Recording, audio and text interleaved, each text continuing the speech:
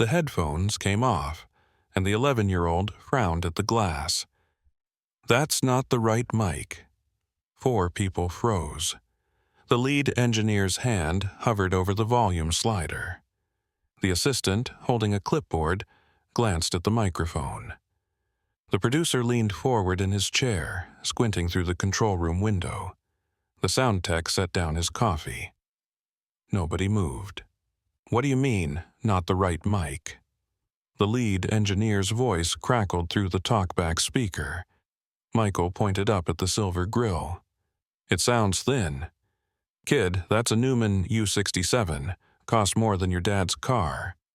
The engineer tapped the console. We use it on every session. I know. Michael shifted his weight, hands loose at his sides. But it's not the one we used last week. The assistant engineer checked his notes. We used the U67 last week, too. No. Michael shook his head, slow and certain. Last week it sounded warmer, rounder. This one's sharp, like it's cutting the low end. One look, one breath, one decision. The room held. The producer set down his pen. The lead engineer glanced at the mic locker across the room. 3 identical Newman U67s sat in foam-lined cases, each one supposedly indistinguishable. The sound tech crossed his arms, jaw tight. Michael. The producer's tone softened, the way adults speak when they're about to correct something obvious. We checked the signal path. Everything's clean. Let's just do a take. It won't sound right. How do you know? Because I can hear it. Michael tapped his ear. It's not warm enough. It's picking up too much high end, like it's sizzling. The assistant engineer leaned toward his boss and whispered something. The older man waved him off. We don't have time for this. We've got 3 vocalists booked after you. But here's the part you can't miss. Michael didn't argue. He just stood there, hands at his sides, patient, like he'd said what needed to be said, and now it was their move. Not defiant, not loud, just certain. The producer rubbed his jaw. Fine, we'll swap it. Happy? Thank you. The sound tech stood, walked into the live room, and unclipped the U67 from the boom stand. He carried it back to the control room, set it in its case, and stared at the locker. There's one more, Michael said through the glass. The one with the dent. The room shifted. The sound tech turned slowly. The assistant engineer stood up. The producer uncrossed his arms, because there was a third U67, the one they didn't use often. The one with a small dent in the grill from a stand mishap 2 years ago. Cosmetic damage. No impact on sound. At least, that's what the manual said. The lead engineer's eyes narrowed. How do you know about the dent? I saw it last week, when you opened the case after the session. Michael pointed through the glass. It's the one on the left. The sound tech walked to the locker. He opened the 3rd case. There it was. Same Newman U67, same silver body, but with a basti, thumbnail-sized dent near the top of the grill. He carried it into the live room, swapped the mics, and stepped back. The room held its breath. Michael stepped up to the mic and hummed a single note. No words, just a clean tone. Mid-range, sustained. The note filled the control room.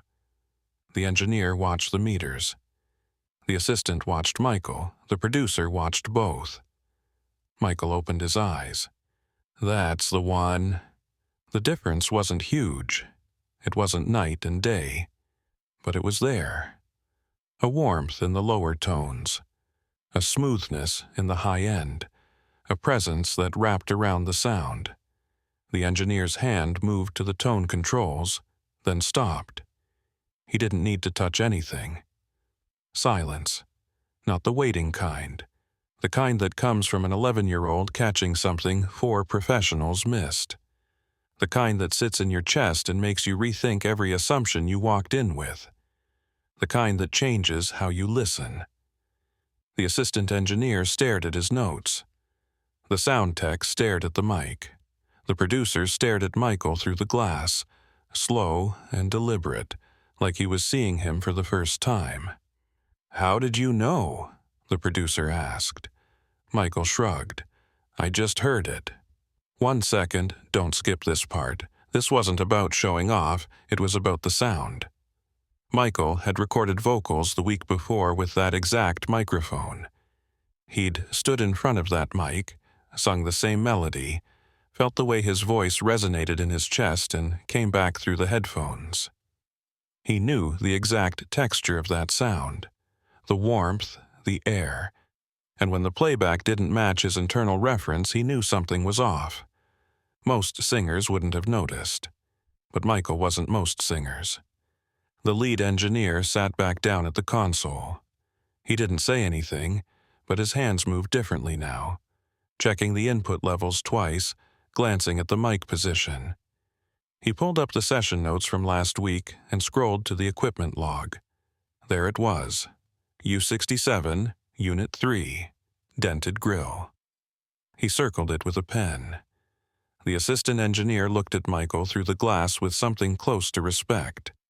He leaned toward the lead engineer and whispered, "Should we label them?" "Yeah," the engineer said quietly. "We should." The producer hit the talkback.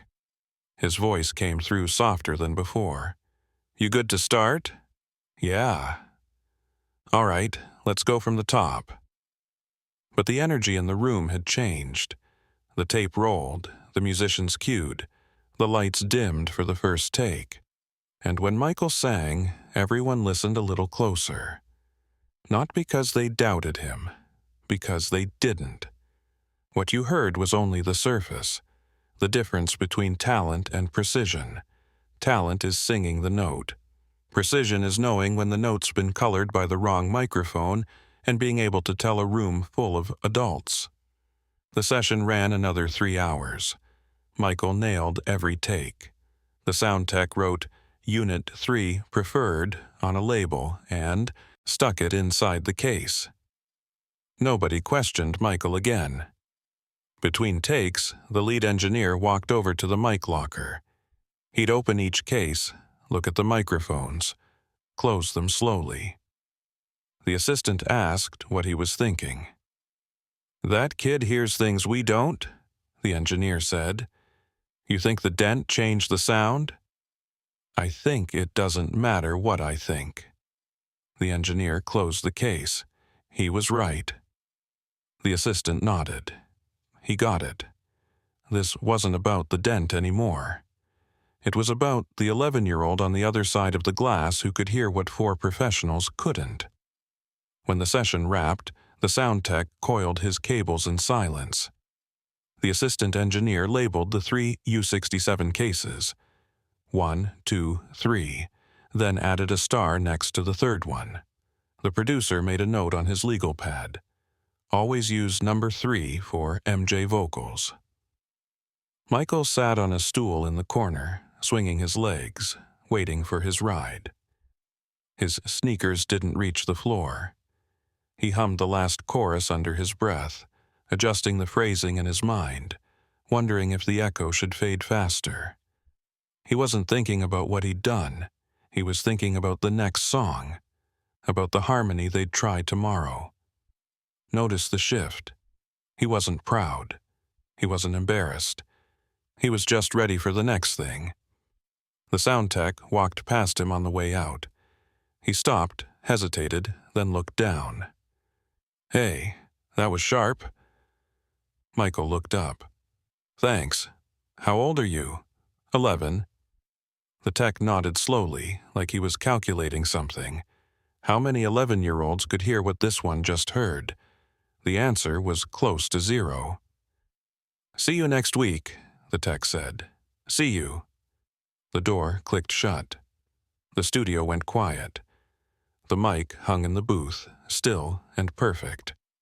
And somewhere in the control room, a case with a star on it sat in the locker, waiting for the next session. Wait, here's the moment it changed. Not in that session, not even that month, but in every session after. Because once the team knew Michael could hear the difference, they started asking him, "Does this sound boxy? Should we move the mic closer?" And he was usually right. By the time Michael turned 12, engineers were noting his preferences. By 13, he was suggesting mic placements. And it all started here, in a room where a kid pointed at a microphone and said, "That's not the right one." Remember, he was still a kid. He still went home and played with his brothers. But in the studio, he was the person who heard what no one else could. The person who was right. The producer kept that session log in a folder marked J5, 1969. Years later, a music journalist writing a book about Motown's golden era asked what stood out most about working with young Michael Jackson. The producer pulled out that folder. He flipped to the page with Unit 3 is preferred, circled in red. He didn't talk about the chart positions. He didn't talk about the television appearances. He talked about the day an 11-year-old pointed at a microphone and said it was wrong. "That's when I knew," the producer said. Not that he'd be famous, that he'd be untouchable. The journalist asked what the difference was. "Famous is about the audience," the producer said.